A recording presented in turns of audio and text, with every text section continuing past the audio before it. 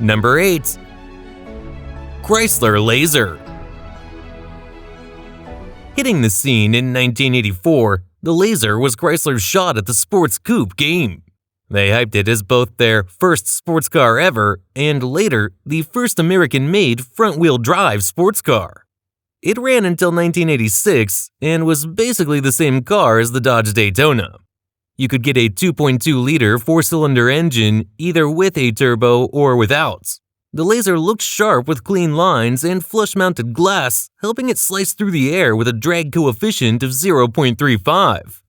Plus, it offered hatchback practicality and decent gas mileage, hitting up to 35 miles per gallon on the highway. Even with all that going for it, the Laser never quite caught on and got replaced by the Chrysler Conquest, then later the Plymouth Laser. Number 7. Dodge Murata. The Dodge Murata cruised onto the scene from 1980 to 1983 as a mid-sized rear-wheel drive coupe. It shared the Chrysler J platform with its badge-engineered variants, the second-generation Chrysler Cordoba and the Imperial. During its 4-year run, production of the Murata reached just under 53,000 units. To meet stricter corporate average fuel economy standards, the Murata was considerably downsized from its predecessors. Chief designer Ernie Berry incorporated classic features like the Landau roof, inspired by the coffin-nosed Cord 810 grille design favored by Chrysler chairman Lee Iacocca. Despite the low production numbers, the Murata had a surprising NASCAR connection. Chrysler hoped it would usher in a new era of NASCAR success. However, the car's visually pleasing yet unaerodynamic nose made it around 8 miles per hour slower than other GM and Ford cars of the time.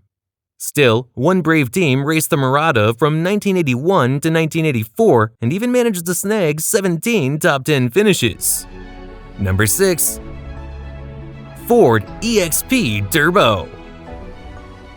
Introduced in the early 1980s, the EXP was Ford's first two-seater sports compact since the original Thunderbird, designed to offer a sporty yet fuel-efficient driving experience.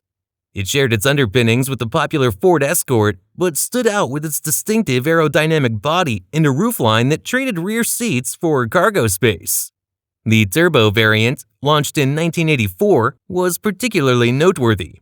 It featured a fuel-injected 1.6-liter engine that produced 120 horsepower, giving the car a much-needed performance boost and a 0 to 60 miles per hour time of around 9 seconds. This model also featured trim adjustments like a spoiler and turbo badging, along with TRX tires. Although the Ford EXP Turbo Coupe had a unique market position, it was eventually overshadowed by other Ford models like the Mustang and later the Ford Probe. The EXP Turbo struggled in the market and was discontinued in 1988. Number 5. Buick Riata. The Buick Riata marked Buick's foray into the realm of two-seaters and was its inaugural convertible offering since the Riviera in 1985.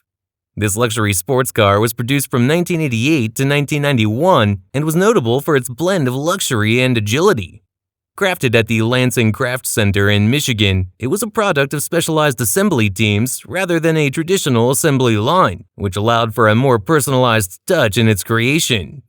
The Riata featured a 3.8-liter V6 engine and was available as both a coupe and later a convertible. Despite its innovative manufacturing process and distinctive design, the Riata was a low-volume vehicle with just over 21,000 units produced over 4 years. It was intended as a halo car for Buick, aiming for a niche market of luxury sports cars. However, it faced stiff competition from other GM models, such as the Cadillac Elante and Pontiac Fiero, which overshadowed it to some extent. Number 4. Pontiac Sunbird GT. The Pontiac Sunbird first hit the roads in 1976, debuting on the subcompact GMH platform. It took over from the Pontiac Astra, becoming the brand's tiniest offering at that time. Fast forward to 1982, and the Sunbird entered its second generation, this time riding on the compact GMJ platform. 1986 marked the arrival of the Sunbird GT, a versatile model available as a coupe, sedan, convertible, or hatchback. Under its hood, the GT housed a 1.8-liter Garrett T25 turbocharged inline-4 engine from the Family 2 series. However, it lacked an intake intercooler. The introduction of the GT added a layer of exclusivity to the Sunbird lineup, especially the 1987 version, which boasted an enhanced engine power of 165 horsepower. With modest production numbers, they are almost forgotten today.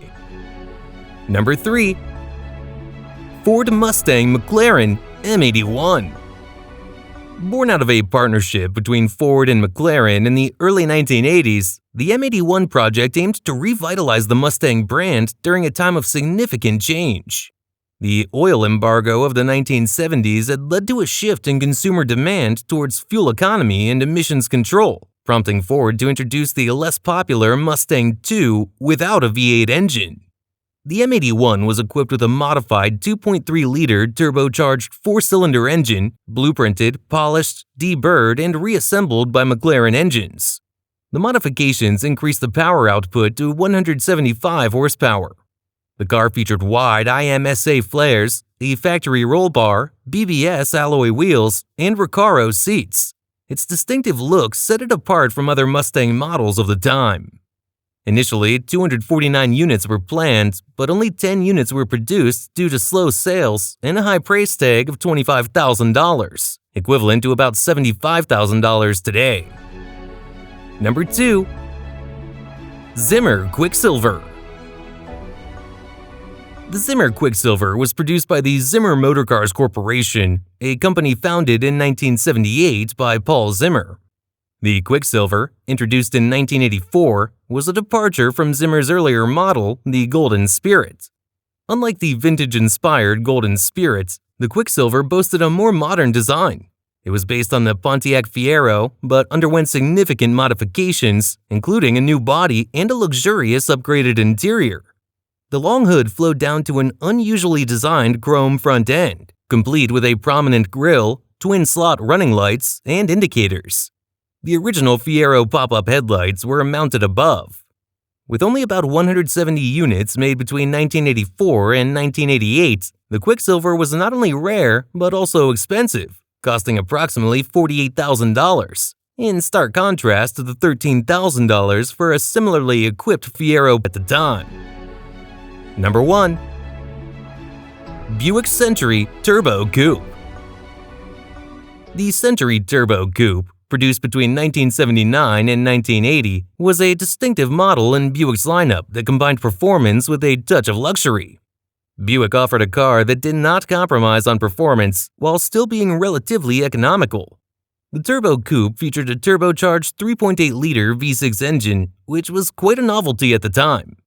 This engine produced 175 horsepower and 275 pound-feet of torque, a respectable output that made the Turbo Coupe stand out.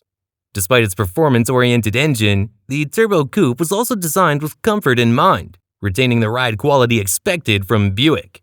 Its production figures were modest, with only 1,653 units produced in 1979 and 1,074 in 1980. The Turbo Coupe is overshadowed by its more famous siblings, like the Grand National and GNX. Still, it remains a significant piece of Buick's history as one of the early adopters of turbocharging technology in the American automotive market. Alright, this is the PD, and those are the 8 forgotten American sports coupes from the 1980s.